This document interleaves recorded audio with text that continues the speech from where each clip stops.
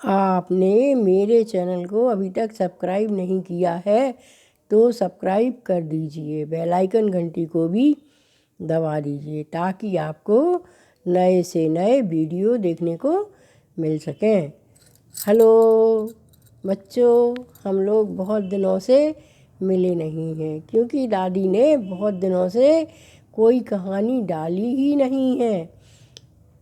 आज मैं आपको शेख चिल्ली की कहानी सुना रही हूँ। शेख चिल्ली तो बहुत अधिक गप्पें देते थे, इसीलिए उनका नाम गांव वालों ने शेख चिल्ली रख लिया था। एक दिन क्या हुआ कि शेख चिल्ली बरगद के पेड़ के नीचे बैठे हुए थे तो बच्चों ने कहा, अरे शेख चिल्ली भाई आ गए, शेख चिल्ली भाई आ गए। और सारे बच्चे दौड़कर उनके पास उनको घेर कर बैठ गए और कहने लगे, भैया बहुत दिनों से कहानी नहीं सुनाई है, आज तो कोई अच्छी सी कहानी सुना दीजिए। तो शेख चिल्ली ने कहा, ठीक है सुना देते हैं। शेख चिल्ली ने कहा, भाई हम सुना तो देते हैं लेकिन आप लोग जो है तालियां नहीं बजाते हो। तो बच्चे तालियां बजाने लगे। तो शेख चिल्ली भाई ने कहा कि एक गांव में एक राजा थे। वो बहुत अधिक राजा ही थे, बहुत अधिक गुरुओं को मानते थे, अपने गुरु की बहुत अधिक पूजा करते थे।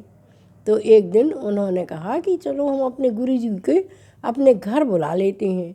तो उन्होंने गुरुजी को घर बुला लिया और घर बुलाया। गुरुजी आए तो उन्होंने कहा, भैया बिल्कुल जो है अच्छे से गंगा जल डाल के कमरे को साफ़ करो। तो बढ़िया गंगा जल डाल के कमरे को साफ़ करवाया तो कमरा पवित्र हो गया। फिर बोले, कमरे में 1-1 इंच पानी भर दो। 1 इंच पानी भर दिया गया। और फिर उन्होंने कहा, भैया चारों तरफ बर्फ़ की सिल्लियाँ लगा दो।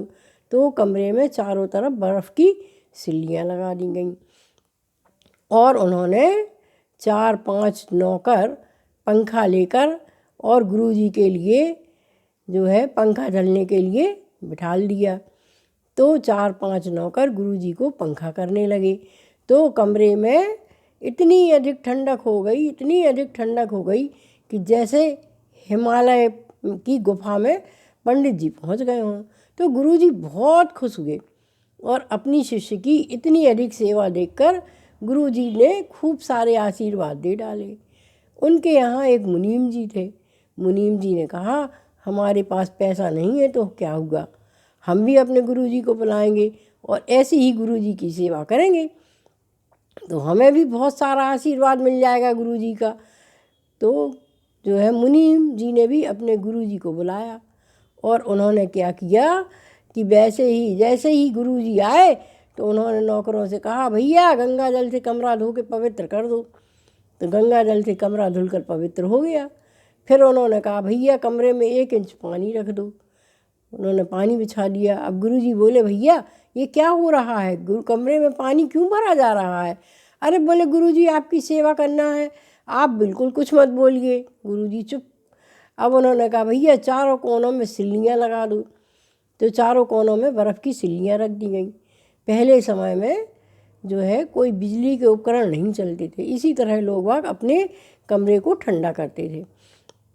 और उनने 3-4 नौकर खड़े कर दिए गुरुजी के पलंग के चारों तरफ। तो गुरुजी ने कहा कि भैया अब तो बर्फ़ ही जम जाएगी मेरी। तो गुरुजी ने कहा, रहने दो भैया, रहने दो। तो उन्होंने कहा, गुरुजी क्या हमारी सेवा में कोई कमी रह गई है? नहीं, हम तो राजा से ही बढ़िया सेवा करेंगे। तो गुरुजी ने कहा, भैया एक बात बताओ कि उनके गुरुजी कौन से महीने में आए थे?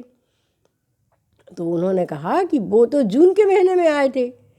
तो उन्होंने कहा, भैया अब कौन सा महीना चल रहा है? तो उन्होंने कहा, जनवरी। तो बोले, जनवरी में कितनी ठंड पड़ती है? और कहते हुए गुरुजी ने दौड़ लगाई और बोले, बचाओ बचाओ बचाओ बचाओ। तो शेख चिल्ली भी ज़ोर ज़ोर से चिल्लाने लगे, बचाओ बचाओ बचाओ बचाओ। सारे बच्चे घबरा गए और सारे बच्चों ने शेख चिल्ली को हिलाया और कहा, भैया क्या हुआ, भैया क्या हुआ? तो शेख चिल्ली ने कहा, कुछ नहीं कुछ नहीं, मैं तो कहानी सुना रहा था इसलिए चिल्ला रहा था। गुरुजी भाग रहे थे ना कि बचाओ बचाओ करते हुए, तो मैं भी चिल्ला रहा था। तो बच्चों, हमें इस कहानी से यह शिक्षा मिलती है कि हमें किसी की देखा देखी नहीं करना चाहिए और हमें तो सिर्फ समय के अनुसार ही कार्य करना चाहिए।